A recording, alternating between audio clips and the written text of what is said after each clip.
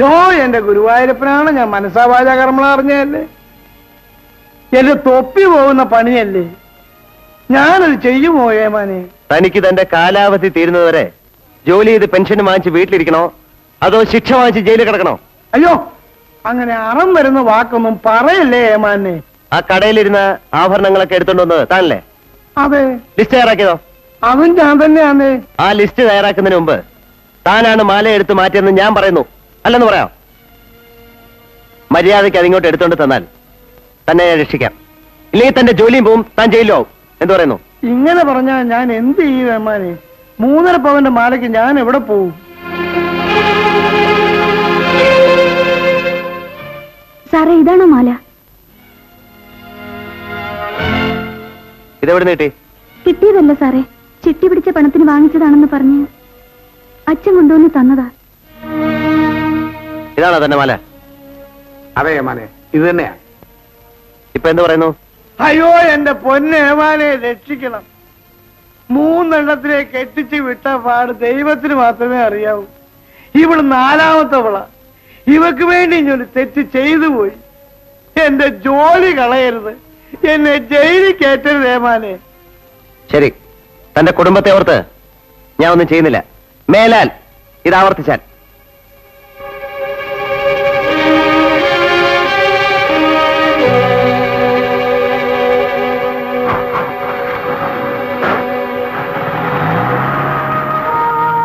ദുഷ്ടാ, അപ്പൊ ആ മാല മോഷ്ടിച്ചതായിരുന്നു അല്ലേ? ഈ കണക്കിന് എന്റെ 3 മക്കളെയും കഴുത്തിലിട്ട് അയച്ചത് ആരുടെയൊക്കെ തൊണ്ടിയായിരുന്നു? അതൊന്നും തൊണ്ടി നീർക്കോലിയൊന്നും അല്ലായിരുന്നു കാർത്തിയായിനി. പക്ഷെ ഇത് തൊണ്ടിയായി. എന്നാലും അതെടുത്ത് കൊടുക്കാമായിരുന്നടി വണ്ടി. അച്ഛന് ജയിലിൽ കയറ്റുമെന്ന് പറഞ്ഞതുകൊണ്ടാണ് ഞാൻ എടുത്തു കൊടുത്തത്. ഞാൻ ജയിലിൽ പോയാലും നിന്റെ കല്യാണം നടക്കുമായിരുന്നല്ലോ. അങ്ങനെ ഇപ്പൊ അവിടെ കല്യാണം നടത്തണ്ട, അവള് വീട്ടിൽ നിന്നോളൂ.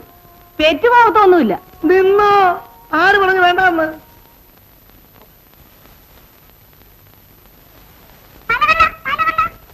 നീ ചമ്പയുടെ നായര മാല കേട്ടോ. അല്ല, അധിക പ്രശ്നം.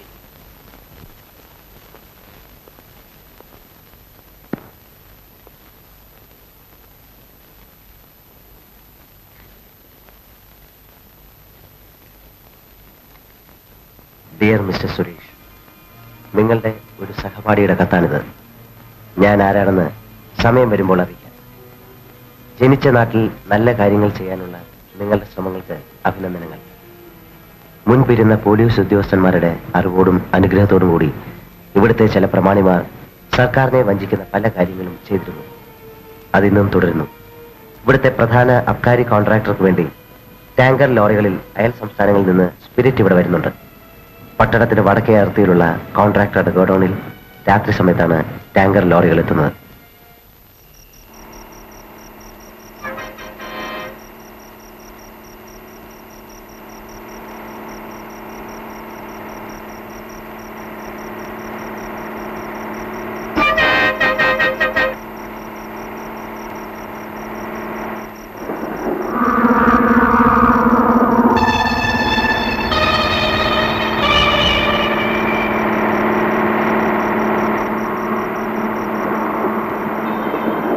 എവിടെ നിന്നാണ്? മഹാരാഷ്ട്രയിൽ നിന്ന്. എത്ര ലിറ്റർ സ്പിരിറ്റ് ഉണ്ട്? ഇന്ന് 12,000 ലിറ്ററിന്. അകത്തേക്ക് വെച്ച് വേഗം ടാങ്കിൽ നിറക്കൂ. കർണാടകത്തിൽ നിന്നുള്ള ലോറി എത്തുന്നതിന് മുമ്പ് പണി തീർക്കണം. പോയിക്കോ.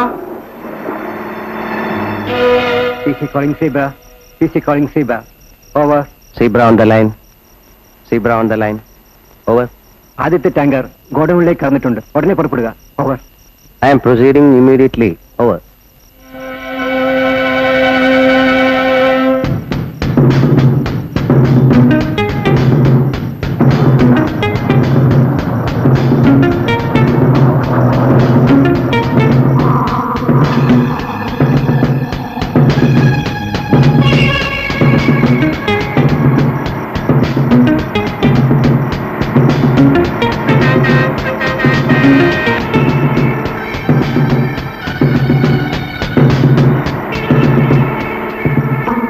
കർണാടകത്തിൽ നിന്നല്ലേ? ആവാണ്ടി. ശരി.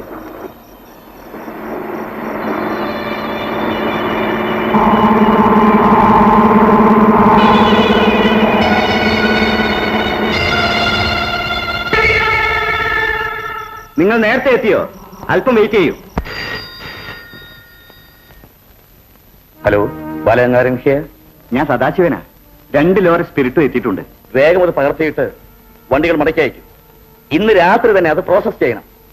നാളെ 100 കേസ് ബ്രാൻഡി കൊച്ചിക്ക് അയക്കണം. ശരി മുതലാളി. ഇത് ബാലഗംഗാധര മുതലാളിയുടേതാണ്. അതുകൊണ്ട് സാർ, ഇതുവരെ ആരും ഇങ്ങനെ ഇവിടെ കടന്നിട്ടില്ല. സാറിന് എന്താ വേണ്ടതെന്ന് വെച്ചാൽ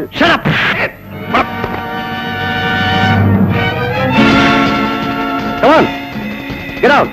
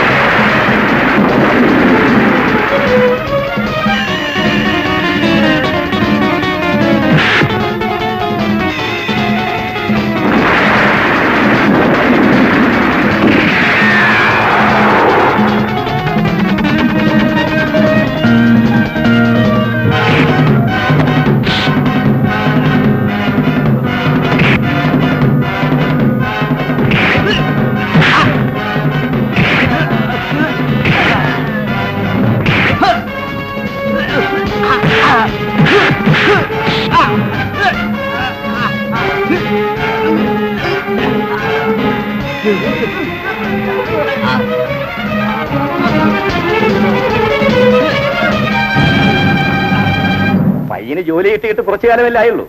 അതിനെടുത്തിയാട്ടുവാ. ഞാൻ ഏതായാലും മേൽ നടപടിക്കും പ്രതികാരത്തിനും ഒന്നും പോകുന്നില്ല. കേസ് ചാർജ് ചെയ്യാതെ അവരെ വിട്ടയക്കാൻ പറഞ്ഞാൽ മതി. ഞാനിതൊക്കെ ഇപ്പോഴാണ് അറിയുന്നത്. ആരെങ്കിലും കസ്റ്റഡിയിൽ എടുത്തിട്ടുണ്ടോ? അതുകൊണ്ടല്ലേ ഞാൻ ജയനെ വിളിച്ചു പറഞ്ഞത്. അവിടെ ഉണ്ടായിരുന്നവരെല്ലാം അറസ്റ്റ് ചെയ്തിരിക്കുകയാണ്. ഈ ചെറിയ കാര്യത്തിന് ഞാൻ മിനിസ്റ്റർ വിളിച്ച് പറയണോ? ഏയ്, അതിന്റെ ഒന്നും ആവശ്യമില്ല. എങ്കിൽ ജയൻ തന്നെ നേരിട്ട് പോയി പറഞ്ഞ് അവരെ ഇറക്കി വിളിക്കും. സുരേഷ് നമ്മുടെ പയ്യനായി പോയില്ലേ? ഇല്ലെങ്കിൽ നടന്നൊക്കെ മറന്നേക്കും. ഞാൻ ഇപ്പൊ തന്നെ സ്റ്റേഷനിൽ ചെന്ന് സുരേഷിനെ കണ്ട് കേസ് ചാർജ് ചെയ്യിക്കാതെ അവരെ